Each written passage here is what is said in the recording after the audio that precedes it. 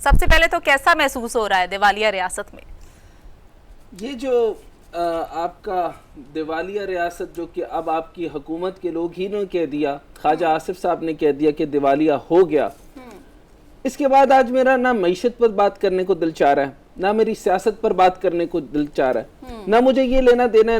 کیونکہ عوام کو یہ لینا دینا نہیں ہے کہ نیب کا معاملہ کیا چل رہا ہے، کس کو ریلیف مل رہا ہے، کس کو نہیں مل رہا ہے، کون جیل میں جائے گا، کون جیل میں نہیں جائے گا، یہ کیا معاملات بن رہے ہیں، ملک میں پالیسی کیا بن رہی ہے، یہ کس چیز کی پالیسی بن رہی ہے، یہ ان کا لینا دینا نہیں ہے۔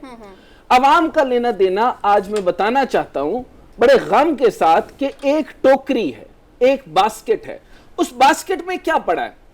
اس باسکٹ کے اندر گھر کا کرایہ ہے،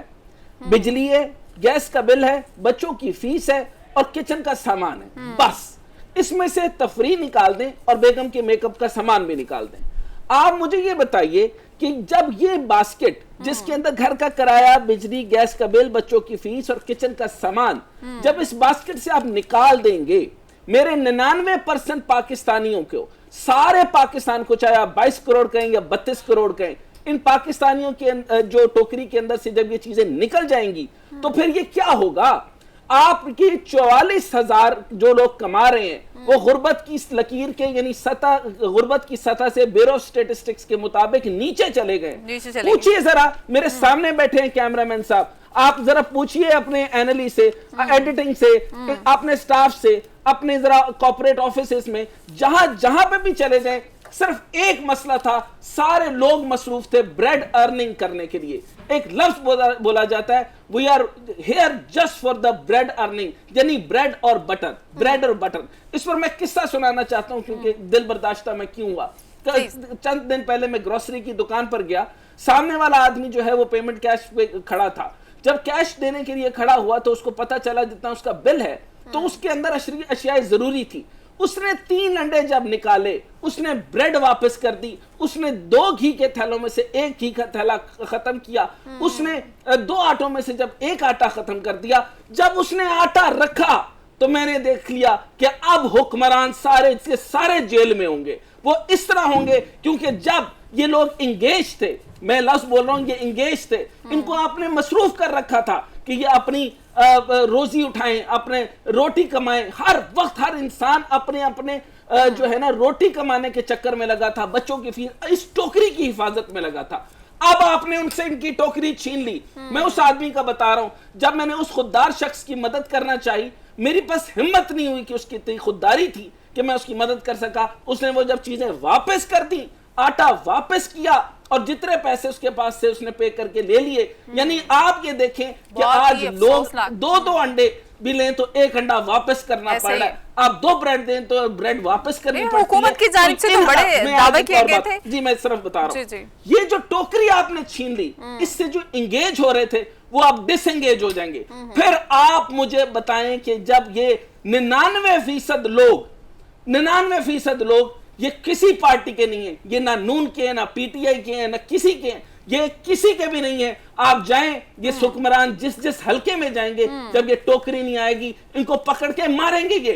آپ کو میں یہ بتا رہا ہوں کہ ان غریبوں سے ذرا پوچھیں نا، یہ کیمرامین صاحب کو میں کاش میں ان کو ادھر بلا کے بتا سکتا کہ بتائیں سب یہ گھر کے حالات بتائیں کہ یہ کیا بن رہا ہے۔ آپ یہ جیل بھرو تحریک کر رہے ہیں، میں آپ کو صرف ایک لفظ بولنے لگا ہوں کہ اب ہوگا یہ کہ یہ لوگ خود کہیں گے، پارٹی کے آپ کے حکمران، کہ ہمیں جیلوں میں ڈالو اور ہمیں وہاں پہ محفوظ جگہ پہ رکھو، نہیں تو عوام سڑکوں میں نکل کے ہمیں مارے گی اور بہت مارے گی۔ یہ ہے آپ کی معیشت۔ ٹھیک ہے ڈاکٹر صاحب، آپ کا پوائنٹ آ گیا ہے۔ ہمارے ساتھ غالباً ہمیں جوائن کر لیا اعجاز چودھری، رہنما پی ٹی آئی ہمارے ساتھ موجود ہے۔ سر ویلکم کہیں گے آپ کو۔ شکریہ جی۔ سر سب سے پہلے تو عمران خان صاحب نے جیل بھرو تحریک کا آغاز کیا ہے، تو آپ کو کیا لگتا ہے کیا سیاسی حکمت عملی ہے، کیا فائدہ لینا چاہ رہے ہیں اس تحریک سے عمران خان صاحب؟ جی بہت شکریہ۔ پہلی گزارش تو یہ ہے کہ یہ سیاسی جماعتیں جو ہوتی ہیں نا جی، یہ عوام کے لیے آنکھیں، کان اور زبان ہوتی ہیں،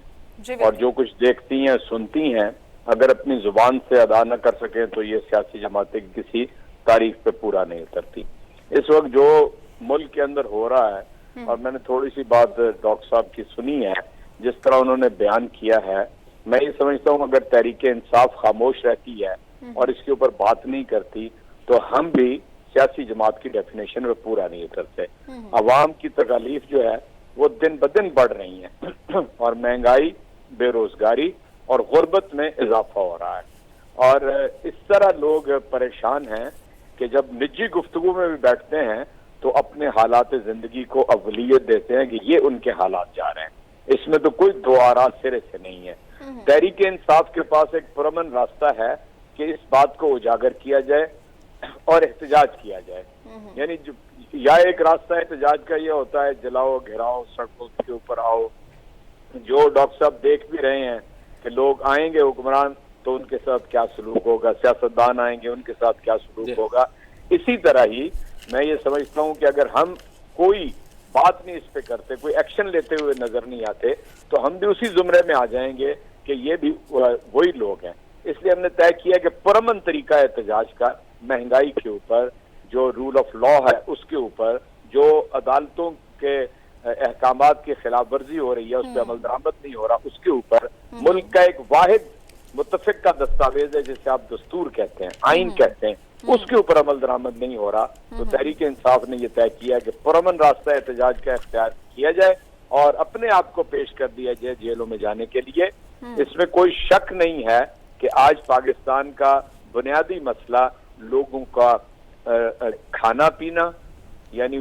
ایک دن گزارنا، لوگ ایک دن کا سودا صرف لیتے ہیں، اور میں آپ کو بتاتا ہوں یہاں پر بیٹھ کے ہم کہتے ہیں نا 38.43% مہنگائی ہو گئی ہے،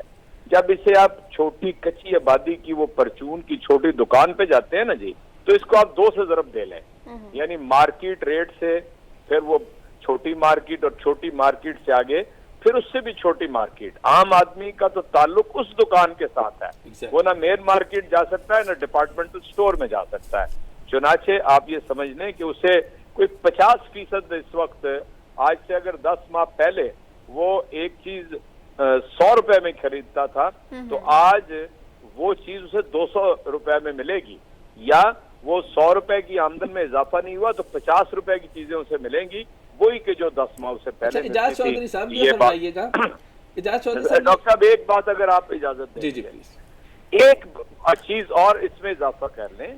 ہر بندہ چاہے وہ جی غربت کی چکی میں پھنس رہا ہے، پاکستان کی سلامتی اور سالمیت یہ بھی اس کا ایک بہت بڑا کنسرن ہے، ملک ہوگا تو وہ پاکستان کہے گا، اس کے اندر جدوجہد کرے گا، یہ بھی لوگوں کا بہت بڑا کنسرن ہے۔ جب وہ یہ لفظ سنتے ہیں یہ ڈیفالٹ کیا ہوتا ہے، یہ دیوالیہ پن کیا ہوتا ہے، یہ بینکرپسی کیا ہوتی ہے، تو ان کو بھی گھر میں سمجھ آتی ہے۔ سر وہ خواجہ آصف نے کہہ دیا کہ بینک کرپٹ ہو گیا، ادھر سے اس کو آپ جوڑ حکومت کے سارے لوگ کہہ رہے ہیں کہ بینک ڈیفالٹ ہو گیا، اور یہ کیا چاہتے ہیں؟ آئیے یہ کا ایک وفد آیا ہے اور آپ اسے اپنے نیوکلیئر پروگرام کے سوئچ روم کے اندر لے گئے، یہ بھی پاکستان کی تاریخ میں پہلی دفعہ ہوا ہے۔ ان دو باتوں کو جوڑ لیں تو اس لیے میں کہتا ہوں کہ